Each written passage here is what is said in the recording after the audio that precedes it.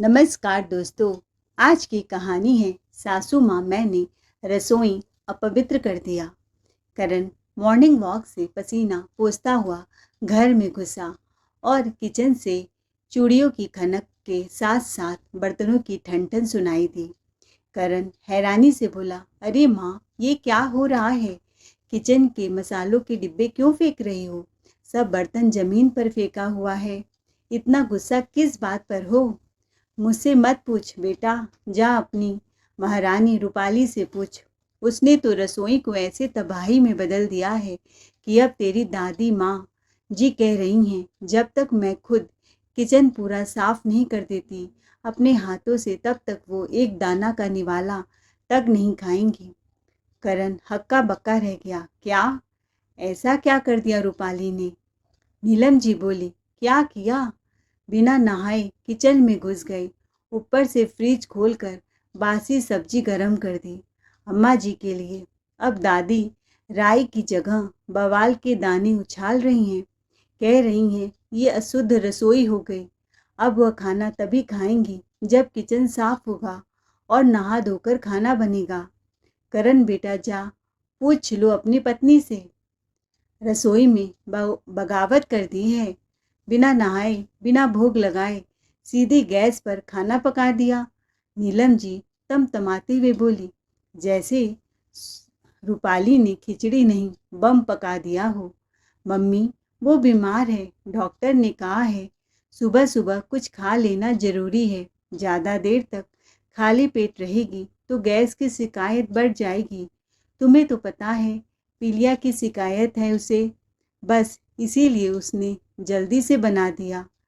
करण समझाने लगा, बीमार है तो क्या, हम भी बीमार होते थे, लेकिन नियम धर्म को कभी तिलांजलि नहीं देते थे। पापा भी समर्थन में बोले, करण बेटा, पूछ अपने पापा से। हम वो ज़माना देखे हैं जब जाड़े की कड़क ठंड में हाथ पैर कांपते थे, लेकिन बिना गर्म पानी के ही नहाकर सुबह सुबह चूल्हा फूंकने खड़ी हो जाते थे। अगर अम्मा जी का हुक्म जरा भी टल जाए ना तो पूरा गांव सुन लेता था। फला की बहू ने मर्यादा तोड़ दी, नाम तो दूर नाक भी नहीं बजती थी बहू की। ठीक है माँ, मैं दादी को समझाता हूँ। जा समझा ले अपनी दादी को, क्यों नहीं खा रही हैं वो एक दाना तक। अब तू खुद सोच, तेरी बीबी बिना नहाए सीधा किचन में घुस गई, न दादी से खाने को पूछा, न राम जी को भोग लगाया, सीधे अपनी थाली सजा ली अपने लिए, जैसे ये घर नहीं होटल हो। इस घर की मर्यादा तो कुचल दी उसने। किचन को अशुद्ध कर दिया, अपवित्र कर दिया। अब दादी का मुंह फुला है तो क्या गलत है? और हाँ, मैं भी नहीं खाऊंगी इस अशुद्ध किचन का खाना जिसमें बड़े बुजुर्गों का मान सम्मान न हो। तेरे पापा भी भोले हैं, हमसे तो ये सब बर्दाश्त नहीं। तभी कमरे से रूपाली निकल कर आई, बोली, माँ जी, अम्मा जी के लिए मुझे भी बुरा लग रहा है, पर एक बार मेरी बात तो सुन लीजिए। मुझे सुबह से चक्कर आ रहे थे, सर में दर्द और उल्टी जैसा महसूस हो रहा था। सोचा जल्दी से कुछ हल्का बना लूं ताकि दवा खा सकूं। अब अगर मैंने बिना नहाए हल्की सी खिचड़ी बना ली तो क्या पूरे घर का धर्म भ्रष्ट हो गया? मैं बहू हूँ लेकिन मशीन नहीं। न मेरी तबीयत देखी जाती है, न हाल पूछा जाता है। सीधा इल्जाम लगा दिया जाता है, किचन अशुद्ध है, बहू अपवित्र है। नीलम जी चिढ़कर हाथ नचाते हुए बोली, ओहो, अब बीमार बहू किचन का नियम तोड़ेगी। हम भी औरत हैं, हमारा भी तबीयत खराब होता था, पर नियम तो नियम है। बहू, माँ जी, मैंने किसी की थाली छीनकर नहीं खाया, बस अपने शरीर की सुन ली, जो कल से भयंकर सिर दर्द से बेहाल हो रहा था। तभी अम्मा जी अंदर से आवाज़ लगाती हैं, अब नई पीढ़ी को क्या परंपरा समझाएगी? हमारे ज़माने में तो सासें कहती थी, मर जाओ पर बिना नहाए रसोई मत छूना, और हम मानते भी थे। रूपाली ने कहा, अम्मा जी, अब ज़माना बदल गया है। आज डॉक्टर कहते हैं पहले सेहत फिर सेवा, वरना न रसोई बचेगी न बहू। नीलम जी गुस्से में चीखते हुए बोली, देख बेटा, आज तो तेरी बीवी ने हद कर दी। अम्मा जी के सामने जबान चला रही है, जिनके पाँव दबाकर हमने घर की इज्जत बचाई है, उनके सामने ये बहू ताव दिखा रही है। अरे 4 दिन के लिए तो अम्मा जी गांव से हमारे पास रहने के लिए आती हैं, थोड़ी इज्जत दे देंगे तो क्या चला जाएगा। घर में मेहमान आए हैं, पहले पेट पूजा करके बैठ गई, न किसी को पूछा। रूपाली गुस्से को पीते हुए बोली, मम्मी जी माफ़ कीजिएगा, मेरी 9 साल की बेटी सुबह 5 बजे उठती है, स्कूल जाती है, मैं बीमार हूँ, कमजोरी से चक्कर आते हैं तो उसके और अपने लिए जल्दी से खिचड़ी बना ली तो क्या गलत किया। आप बताइए, कौन सा 56 भोग बनाया है मैंने, सिर्फ हल्की सी खिचड़ी खाई है, वो भी दवा खाने के लिए। इसमें कौन सा राजमहल ढह गया। और अम्मा जी तो खर्राटे मारकर सो रही थी, तो क्या मैं 12 बजे तक उनके लिए भूखे प्यासे बैठी रहूं।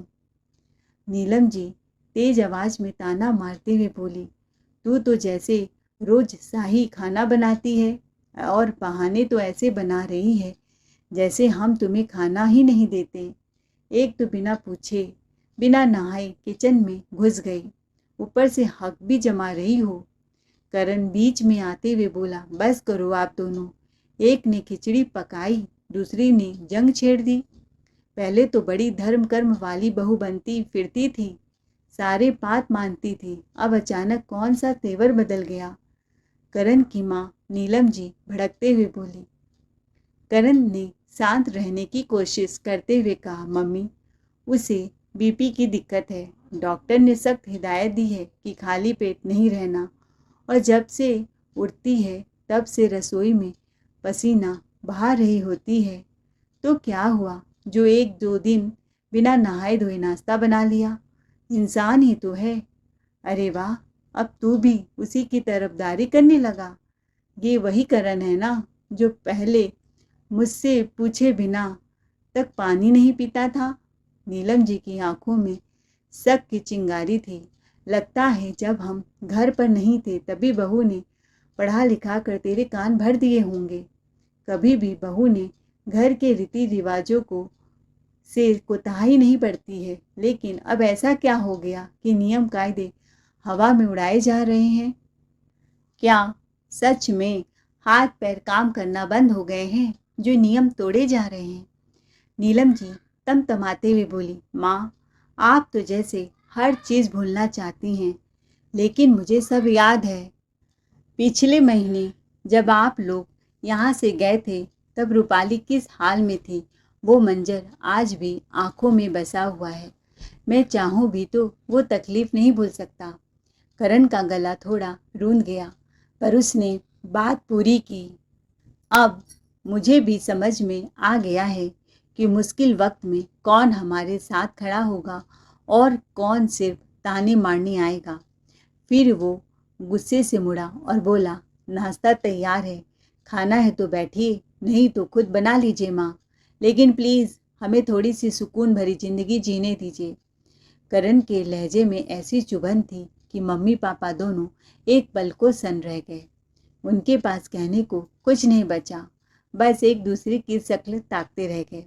तभी अम्मा जी की आवाज़ पूरे घर में गूंज गई, अरे ओ नीलम बहू, आज कुछ पेट में जाएगा भी या बस घर में जंग का ऐलान ही होता रहेगा। भूख के मारे तो अब तो पेट में चूहे नहीं पूरी बारात दौड़ रही है। अब ज़्यादा बहस मत करो, झटपट जाकर नहा धोकर आओ और शुद्ध सात्विक रसोई में मेरा खाना बनाओ। कोई ये ना कहे कि सास को बहू ने भूखा रख छोड़ा। हे राम, क्या ज़माना आ गया है। नीलम जी तो गुस्से से भरी ऐसे रसोई में घुसी जैसे कोई तूफान अंदर घुस गया हो। बिना कुछ बोले पहले अम्मा जी और अपने लिए शुद्ध सात्विक खाना तैयार किया, फिर सब के लिए थाल लगा दिया, क्योंकि बहू मैडम तो अभी तक नहा धोकर रसोई में कदम भी नहीं रख पाई थी। रूपाली सब कुछ सुनकर अनसुना कर अपने कमरे में चली गई। हर एक ताना, हर एक तंज उसके कानों में गरम सलाग की तरह चुभ रहा था। उसकी आंखों के सामने फिर से वो दिन घूम गया जब पिछले महीने उसकी तबीयत बुरी तरह से बिगड़ गई थी। 3 दिन से बुखार, जॉन्डिस और कमजोरी से जूझती हुई भी वो रसोई में लगी रही, जैसे उसकी सेहत की कोई अहमियत ही ना हो। लेकिन नीलम जी और उनके पति आलोक जी को तो जैसे फर्क ही नहीं पड़ता। न किसी ने पूछा, न किसी ने पानी तक उसे थमाया। उस दिन की सुबह उसे अब भी याद थी, जब कमजोरी से कांपते हाथों से उसने दवाई लेने के लिए बिस्किट का पैकेट उठाया ही था कि नीलम जी आधम की आंखें तरेरी और गरज पड़ी। अरे बहू, बिना नहाए मुंह लगाकर कुछ खा रही हो? पहले नहा धोकर रसोई संभालो, उसके बाद दवाई ववाई लेना। करण ने कुछ बोलने की कोशिश की थी, पर रूपाली ने उसे रोक दिया था। छोटी छोटी बातों पर घर में कलह मत बढ़ाओ। लेकिन उस दिन तो उसकी तबीयत हद से ज़्यादा खराब थी। बिस्तर से उठना तक मुमकिन नहीं हो रहा था। दोपहर का 1 बजने को आया था और रसोई से किसी ने झांक कर भी नहीं देखा कि बहू बिस्तर पर पड़ी है, भूखी है या जिंदा भी है या नहीं। पेट में भूख से आग लगी थी और शरीर जैसे लोहे की तरह जड़ हो गया था। उसकी 9 साल की बेटी गुड़िया स्कूल गई थी। सुबह करण ने ऑफिस निकलने से पहले दूध, ब्रेड, फल थमा दिया था और जाते जाते अपनी माँ से कह गया था, आप लोग अपने लिए दलिया बनाकर रूपाली को भी खाने को दे देना, मैं ऑफिस के कैंटीन में खा लूँगा। रूपाली ने खुद जैसे तैसे ब्रेड के टुकड़े निगले, दवाई खाकर बिस्तर पर पड़ी रही। नीलम जी बोली, बेटा, जब रूपाली की तबीयत इतनी बिगड़ी हुई है तो उसे उसके मायके छोड़ दो, उसकी माँ देखभाल कर लेगी। यहाँ कौन है जो दिन रात उसकी सेवा करेगा? मैं तो खुद बड़ी मुश्किल से हाथ पैर चला पाती हूँ। यह सुनकर करण का चेहरा सुर्ख हो गया, आंखों में आग सी जल उठी। वो फट पड़ा, क्या कह रही हो मम्मी? जब रूपाली पूरे घर के लिए एक पैर पर खड़ी रहती है, हर दर्द छुपाकर आपके पापा की और हमारे घर की सेवा में लगी रहती है, तब वो अपनी बहू लगती है। और आज जब वो बीमार पड़ी है तो आप कह रही हैं मायके भेज दो। क्या उसे बोझ समझ लिया है आपने? और मम्मी, आप जानती हैं उसके मायके का हाल, वहाँ उसकी माँ की कोई चलती नहीं। भाई भाभी जैसे ताना देते हैं, जैसे रूपाली उन पर एहसान कर रही हो वहाँ रहकर। उसकी तबीयत वहाँ और ख़राब हो जाएगी। करण ने कांपती आवाज़ में कहा, आपसे ये उम्मीद नहीं थी मम्मी। जब तक बहू काम करती है सब ठीक, और जब वही बहू बीमार पड़ी तो उसे बोझ समझ मायके भेजने की बात कर रही हो। आपको कोई ज़रूरत नहीं है उसकी सेवा करने की। गुस्से से उसने अपना बैग उठाया, दरवाज़ा खोला और जाते जाते तीखे लहजे में बोला, मैं हूँ ना उसका पति, उसकी देखभाल मैं करूँगा और किसी की ज़रूरत नहीं है। यह कहते हुए वो तेज कदमों से ऑफिस के लिए निकल गया। लेकिन ये क्या, करण के ऑफिस जाते ही नीलम जी और आलोक जी ने जैसे घर से नाता ही तोड़ लिया। चुपचाप अपना सामान समेटा और छोटे बेटे के घर निकल लिए। ये तक नहीं देखा कि पीछे कौन देखभाल करेगा, कौन संभालेगा ये घर। घड़ी की सुई दोपहर के 3 बजा चुकी थी। स्कूल से लौटते ही गुड़िया भूख से बेहाल हो गई। उसका मासूम चेहरा उतरा हुआ था और आंखों में बस एक ही सवाल, कुछ खाने को मिलेगा। वो बेचारी स्कूल बैग एक तरफ फेंकते ही रसोई की तरफ दौड़ी, जैसे रसोई में 56 भोग बना हो, पर खाली बर्तनों ने उसका स्वागत किया। बर्तनों की आवाज़ से रूपाली की नींद टूट गई। वो अभी तक बुखार में तप रही थी। आंखें खोली और कमज़ोर आवाज़ में पूछा, क्या हुआ गुड़िया, कुछ चाहिए क्या? गुड़िया आंखों में आंसू लिए मम्मा के पास आ गई। बोली, मम्मा, घर में कोई नहीं है, दादी कहाँ है, दादू कहाँ गए? और किचन में कुछ भी खाने को नहीं है, बहुत तेज भूख लगी है। फिर रूंधे गले से बोली, मम्मा, एक ब्रेड का सैंडविच खाकर पूरा दिन कैसे निकालूं? रूपाली ने आंखें बंद कर ली। न खुद का दर्द सहन हो रहा था, न बच्ची की भूख। उस पल उसे बस इतना लगा, माँ चाहे जितना भी बीमार हो, बच्चा भूखा हो तो दिल सबसे पहले रोता है। रूपाली की आंखें भर आई, लेकिन उसने अपने आंसुओं को पलकों में ही छिपा लिया। हल्की मुस्कान के साथ भर्राए गले से बोली, इधर आओ बेटी, मेरे पास।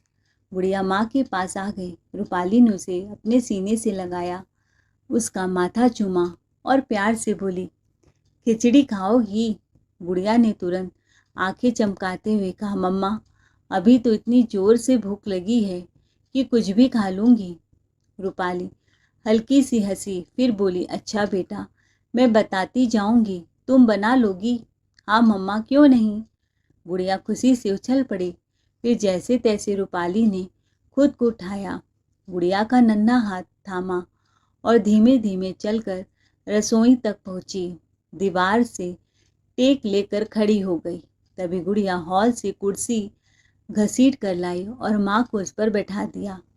अब एक अनोखा दृश्य था।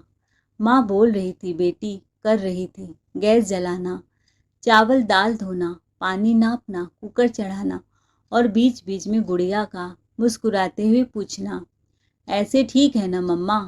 कभी चम्मच गिरा, कभी पानी छलका, पर उस रसोई में पहली बार मेहनत से ज़्यादा मोहब्बत पकी थी। 1 घंटे बाद बिना सब्जियों वाली लेकिन माँ बेटी के प्यार से भरी खिचड़ी तैयार हो चुकी थी। पूरा किचन अस्त व्यस्त हो गया था। फिर गुड़िया ने दोनों के लिए थालियां सजाई। पहले माँ को सहारा देकर कमरे तक पहुँचाया, फिर दोनों थालियां लेकर वहीं माँ के पास बैठ गई। जैसे ही गुड़िया ने पहला निवाला खाया, फिर बोला, वाह माँ, इससे टेस्टी खिचड़ी तो कोई 5 स्टार होटल में भी नहीं मिलती। रूपाली की आंखें भर आई, दर्द से नहीं बल्कि बेटी की ममता और अपनी परवरिश की जीत से। उसने कांपते हाथों से गुड़िया का सिर सहलाया और बोली, बेटा, आज तूने माँ को सच्चा सुकून दे दिया। गुड़िया बोली, माँ, आप तो दादी दादू के लिए सब कुछ करती हो ना, फिर वो आपको ऐसे बीमार हाल में अकेला छोड़कर कहाँ चले गए? रूपाली की आंखें भर आई, पर उसने चेहरा दूसरी ओर घुमा लिया ताकि उसकी नमी गुड़िया न देख पाए। खुद को संभालते हुए वो धीमी आवाज़ में बोली, छोड़ न बेटा, शायद उन्हें ज़्यादा ज़रूरत अब चाचा चाची की लगता है वहीं चले गए होंगे। गुड़िया फिर बोली, पर माँ, आपने तो कभी उन्हें अकेला नहीं छोड़ा।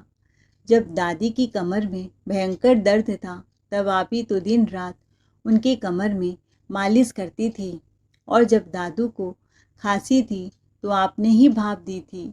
फिर अब जब आपको ज़रूरत है तो रूपाली ने धीरे से गुड़िया को अपनी गोद में खींच लिया। उसके बालों में हाथ फिराते हुए बोली, बेटा, रिश्ते हमेशा उतने ही गहरे होते हैं जितनी उनकी ज़रूरत हो। हम तो निभाते रह जाते हैं, पर कुछ लोग साथ सिर्फ तब तक देते हैं जब तक उन्हें हमारी सेवा चाहिए होती है। खैर, ऑफिस से लौटते ही करण ने देर नहीं की। वो अपनी बीमार पत्नी रूपाली को सीधे डॉक्टर के पास ले गया। चेकअप हुआ, दवा दिलाई और डॉक्टर ने सख्त हिदायत दी, बीपी लो है, कमजोरी बहुत है, जॉन्डिस की शिकायत है, समय पर खाना, भरपूर आराम और तनाव से दूर रहना जरूरी है। करण ने एक एक बात दिल पर ले ली। अगले कुछ दिन उसने जैसे घर की कमान ही अपने हाथ में ले ली। रूपाली को दवा समय पर देना, हल्का फुल्का परहेज वाला खाना बनाया और यहाँ तक कि बच्चे की पढ़ाई तक में हाथ बटाया। ऑफिस से कुछ दिन के लिए छुट्टी ले ली। घर में जो कभी सास ससुर के सहारों पर चलता था, वो अब करण की जिम्मेदारी में कुछ दिन बहुत सलीके से चला। रूपाली को भी थोड़ी राहत महसूस होने लगी थी। हालांकि शरीर अब भी थका हुआ था, पर करण का साथ उसकी सबसे बड़ी दवा बन चुका था। इसी बीच रक्षाबंधन का त्यौहार आ गया। वो त्यौहार जो घरों में मिठास लाता है, लेकिन कभी कभी रिश्तों की असलियत भी दिखा देता है। त्यौहार के दिन ननंद पायल पूरे ठाट के साथ घर आई। चूड़ियों की छनक, हाथ में थाली और आंखों में वही पुराना अधिकार। रूपाली उस वक्त तक थोड़ी संभल चुकी थी, पर पूरी तरह से ठीक नहीं हुई थी। चेहरा अब भी हल्का पीला था और थकावट चाल में झलक रही थी। डॉक्टर की बात अब भी गूंज रही थी, खाली पेट नहीं रहना है, बीपी लो है। पायल घर में घुसते ही जोर से आवाज़ लगाने लगी, माँ, ओ माँ, कहाँ हो आप? रूपाली कमरे से बाहर आई और धीमी आवाज़ में बोली, पायल, माँ तो यहाँ नहीं है, देवर जी के घर गई है, 2-3 दिन पहले ही। अच्छा, भाभी भैया को बुलाओ, मैं राखी बांध देती हूँ। और सुनो, मुझे बड़ी जोरों की भूख लगी है, कुछ अच्छा अच्छा बना दो। रूपाली थोड़ी मुस्कुराई और बोली, ठीक है पायल, मैं तुम्हारे लिए पूरी कचौरी और आलू की सब्जी बना देती हूँ। राखी का रस प्यार से निपटा, लेकिन जैसे ही रूपाली कमज़ोर शरीर से रसोई की ओर बढ़ी, करण ने लपक कर उसे रोक लिया। रूपाली, ये क्या? अभी तक पूरी तरह ठीक भी नहीं हुई हो और फिर से किचन में घुस रही हो। वो पायल की ओर मुड़ा, पायल, भाभी बीमार है, डॉक्टर ने सख्त मना किया है, आराम जरूरी है, तुम खुद बना लो कुछ। भाभी को रेस्ट करना है, पायल ने मुंह बनाते हुए कहा। क्या भैया, मैं यहाँ राखी बांधने आई हूँ या अपने हाथों से खाना बनाने? वैसे भी मुझे अपने हाथ से कुछ पकाना पसंद नहीं है। मैं तो छोटे भाई के घर चली जाती हूँ, वहाँ सब बढ़िया बनेगा। करण अब और नहीं रुका, तो चली जाओ। पायल, यहाँ तो एक हफ्ते से हम खिचड़ी दलिया फल ब्रेड से ही गुजारा कर रहे हैं, भाभी की तबीयत सही नहीं है। रूपाली ने अपनी थकी सी आंखों में उम्मीद लेकर धीरे से कहा, पायल, जब तुम यहाँ आई हो तो 2-4 दिन रुक जाओ, मेरी तबीयत जरा संभल जाए, फिर तुम्हारे लिए खुद पकवान बना दूंगी। लेकिन फ़िलहाल मेरे पति और मेरी बच्ची को रूखा सूखा खाकर दिन काटना पड़ रहा है, थोड़ा इस घर को संभाल लो कुछ दिन। पायल ने भौवे सिकुड़ते हुए और चबाते हुए जवाब दिया, नहीं भाभी, मुझसे इतना झंझट वाला किचन विचन का काम नहीं होता। मैं यहाँ आराम करने आती हूँ, सेवा करने नहीं। पकवान खाकर जाने की आदत है, बनाने की नहीं। यह आपकी प्रॉब्लम है, मेरी नहीं। रूपाली का चेहरा थोड़ी देर के बाद सफ़ेद पड़ गया, आंखों में पानी छलक आया, फिर भी मुस्कुरा कर बोली, मैंने तो सोचा था बहनें अपने भाई के घर रिश्तों की मिठास लाती हैं। खैर तुम आराम करो, जैसे यहाँ सब आराम ही कर रहे हैं मेरी बीमारी में। पायल कुछ नहीं बोली, लेकिन चेहरे पर झेप भी थी और अहंकार भी। तभी कमरे के कोने में बैठे करण की मुट्ठी भींच गई। उसने गुस्से को दबाते हुए आंखें बंद की और अपने बेटी की थाली में फिर वही दाल चावल परोसते हुए धीरे से कहा, रिश्ते राखी से नहीं पायल, हालात में साथ खड़े होने से निपटते हैं, और इस घर में आजकल साथ खड़े होने वाले कम हैं, देखने वाले तमाशा ज़्यादा हैं। ठीक है भैया, जब सेवा ही नहीं करनी तो क्यों बुलाया मुझे राखी पर? करण ने ठंडी लेकिन सीधी आवाज़ में जवाब दिया, क्योंकि राखी भाई बहन के रिश्ते की पहचान होती है, नौकरानी की नहीं। पायल गुस्से से पैर पटकती हुई वहाँ से निकल गई, सीधे अपने छोटे भाई के घर पहुँची, जहाँ पहले से ही उसके मम्मी पापा यानी नीलम जी और आलोक जी डेरा जमाए बैठे थे। क्योंकि यहाँ की बड़ी बहू बीमार थी, तो उन्हें वहाँ की सेवा ज़्यादा सस्ती लग रही थी। करीब 10-15 दिन बाद जब रूपाली बीमारी से उबर चुकी, बहू के घर में अब चाय पानी मिलने की उम्मीद बनने लगी, तो नीलम जी और आलोक जी लौट आए। लेकिन दूसरे दिन पहुंची गांव से दादी अम्मा, वो दादी जो बिना नहाए ठाकुर जी को भोग भी नहीं लगाती थी और बिना भोग के खुद कुछ भी नहीं खाती थी। घर में कदम रखते ही जैसे तूफान घुस आया हो, तानों, गालियों और नियम धर्म की गूंज हर कोने में फैल गई। नीलम जी जानती थी अपनी सास को, और खुद भी कभी बिना नहाए अपनी बहू के हाथ का पानी तक नहीं पीती थी। लेकिन अब रूपाली बदल चुकी थी। उसने आंखों में एक नई दृढ़ता के साथ तय कर लिया था, जो लोग मेरे सबसे बुरे वक्त में मेरा साथ छोड़कर चले गए, उनके लिए मैं अब अपने शरीर और मन को कष्ट नहीं दूंगी। अब वो बिना नहाए सबसे पहले दवाई से पहले पेट भरने के लिए कुछ खा लेती थी।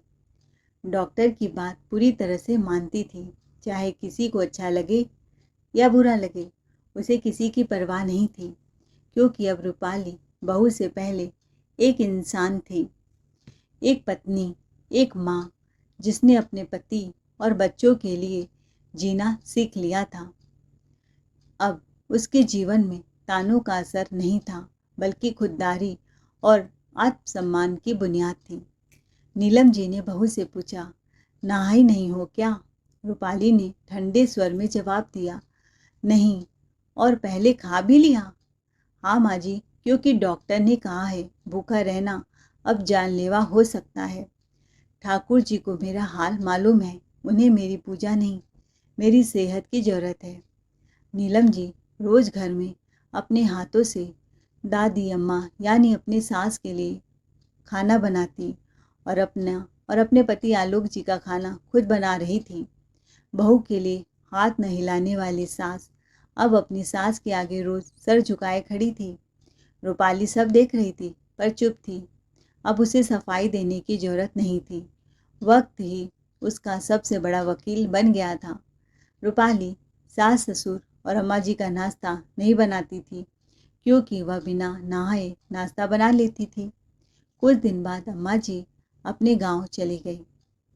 फिर करीब एक हफ्ते बाद दरवाजे पर घंटी बजी। पायल फुट फुट कर रोते हुए अंदर पहुंची। बिखरे बाल, कांपता शरीर और आंखों में बहता दर्द। नीलम जी अपनी फूल सी बेटी को ऐसी हालत में देखकर घबरा गई। क्या हुआ? तुमने अपनी ऐसी हालत क्यों बना रखी है? माँ, मैं प्रेग्नेंट हूँ और मेरी तबीयत बिल्कुल भी ठीक नहीं है। सांस फूलती है, चक्कर आते हैं। डॉक्टर ने बेड रेस्ट बोला है। नीलम जी घबरा गई। क्या हुआ बेटी?